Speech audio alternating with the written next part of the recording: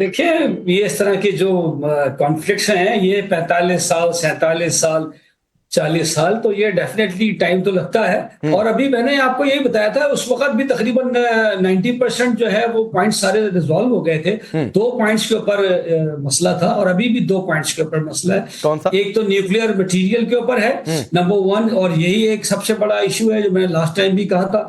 और दूसरा हरमुज़ के ऊपर था कि हरमुज़ पर आप टॉल नहीं लेंगे। हम्म। ठीक है, अभी मसला ये हो गया है कि ये आज इनकी जो सेकंड राउंड था, इसमें ये बातें तकरीबन हमने रिजॉल्व की थी।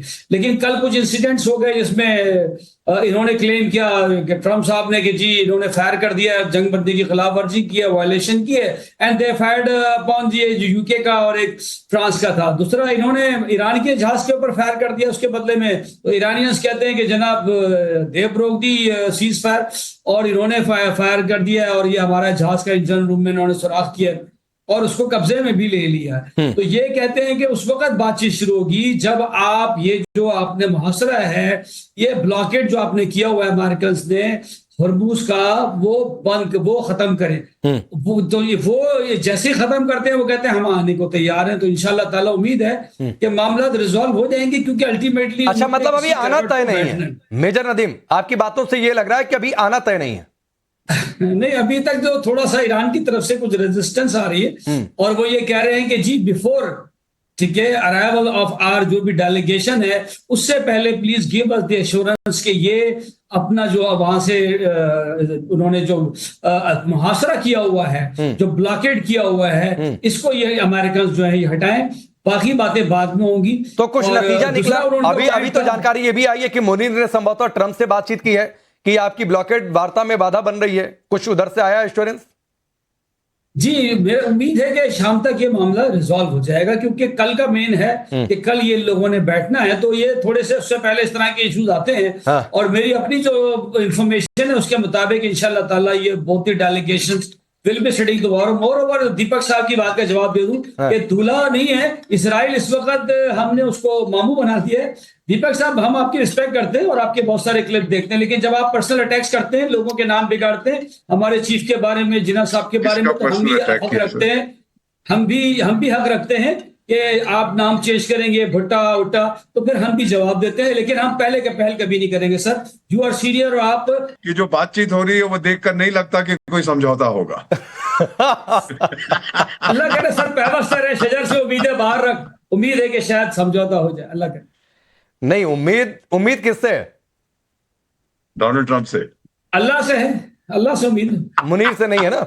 इस एरिया में पीस हो जाए, नहीं, शांति आ जाए। ये जो डर है कि पेट्रोल कहीं ज्यादा ना बढ़ जाए, कहां से पे करेगा गरीब? नहीं, बहुत अच्छी बात है, बहुत अच्छी बात है। मैं यही तो कह रहा हूं अमृत अहमद शेख की अल्लाह से उम्मीदें हैं, मुनीर से उम्मीदें नहीं है।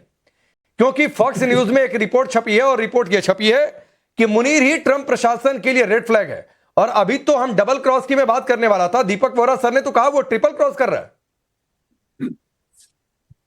देखिए, सबसे पहले तो मैं ये कहना चाहती हूँ कि जैसे अभी कॉन्वर्सेशन स्टार्ट हो रही थी तो मुझे बहुत अच्छा लग रहा था कि बहुत अच्छे से कॉन्वर्सेशन चल रही थी और चलनी ही ऐसे ही चाहिए, क्योंकि प्रोफेशनली बात ही ऐसे हो सकती है।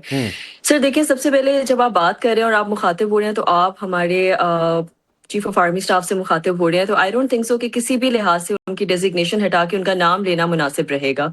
और अगर आपके भी मैं कहीं किसी जनरल के मुखातिब होंगे या किसी सीनियर एहलकार की बात करूंगी तो मैं बहुत रिस्पेक्टफुली बात करूंगी, and I expect the same respect from you guys as well. जहां तक बात होती है, क्योंकि यहाँ पे सब पढ़े लिखे लोग बैठे हैं, समझदार लोग बैठे हैं।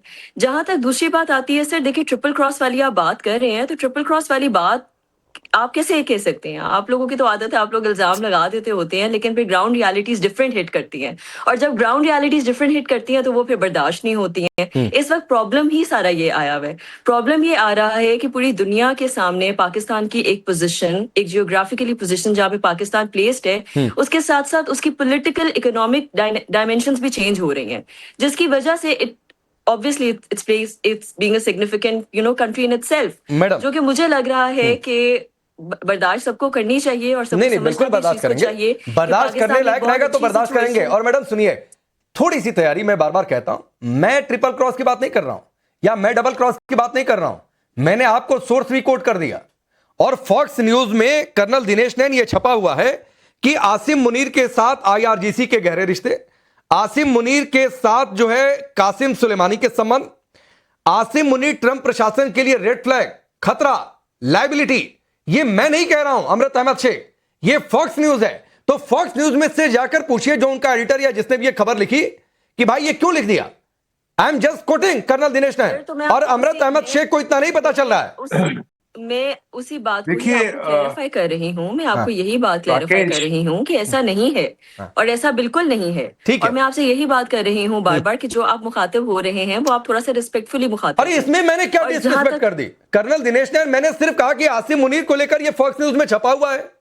अब मैं कोट करके डिसरिस्पेक्ट कर रहा हूं तो फिर अमृत अहमद शेख को शायद अपनी सोच का दायरा बढ़ाना चाहिए। कर्नल दिनेश नैन, मुझे लगता है राकेश की टॉपिक चेंज हो रहा है। अच्छा। टॉपिक है कि क्या पाकिस्तान के अंदर आज शांति वार्ता होगी या कल होगी, या फिर उसके अंदर ईरान के लोग आ रहे हैं कि नहीं आ रहे हैं। जनरल आसिफ मुनीर तो टॉपिक ही नहीं है, इतना इंपॉर्टेंस देना भी क्यों, नंबर एक। ठीक है।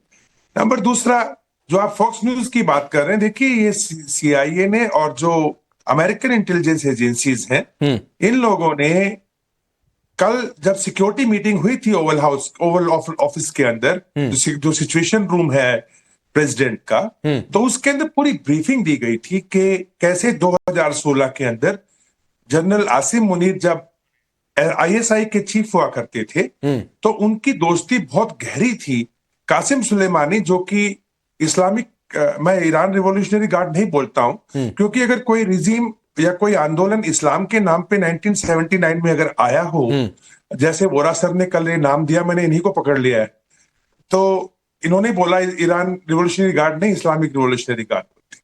तो it's a very perfect name given, because अगर कोई रेजिम चेंज हुई उस टाइम इस्लाम के नाम पे और बिल्कुल कट्टरपंथी फेनेटिज्म के ऊपर, और वो जो सुप्रीम लीडर है अपनी सत्ता बचाने के लिए उन्होंने एक इस्लामिक रिवॉल्यूशनरी रेडिकल फोर्स को खड़ा किया, उसमें से एक तबका ऐसा निकला जिसको कुर्ड्स बोलते हैं, जिन्होंने आसपास के जितने भी आपके कंट्रीज हैं उनके अंदर कहीं पे हमास, कहीं पे हिजबुल्लाह, कहीं पे इस्लामिक रेजिस्टेंस, कहीं पे popular movement for a front, कहीं के ऊपर हिजबुल्लाह, कहीं पे हुती, और ना जाने क्या क्या कुर्ड्स वगैरह सब कुछ, ये सब पैदा किए। इनके वहां पे गए, वहां पे रहते हैं साथ में, और वहां पे ट्रेनिंग देते हैं, फंडिंग करते हैं।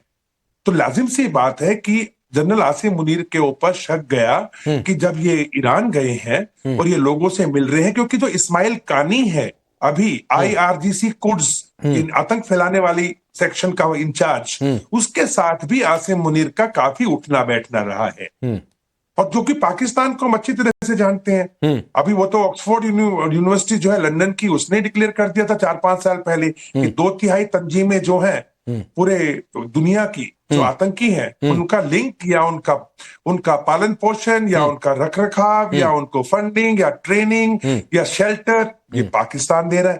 तो ये सब चीज हमने तो बोली नहीं कभी भी। अगर लड़ना है पाकिस्तान के किसी भी पैनलिस्ट को, जाके उनका गर्दन पकड़े, भाई आप ऐसे कैसे बोल सकते हैं। ठीक बात है। अब रही बात मीटिंग की, इन लोगों ने राकेश 20,000 सैनिक लगा दिए हैं इस्लामाबाद के अंदर। एक C-17 लैंड हुआ है वहां पे, और इनके बाद में आ कौन रहा है मालूम?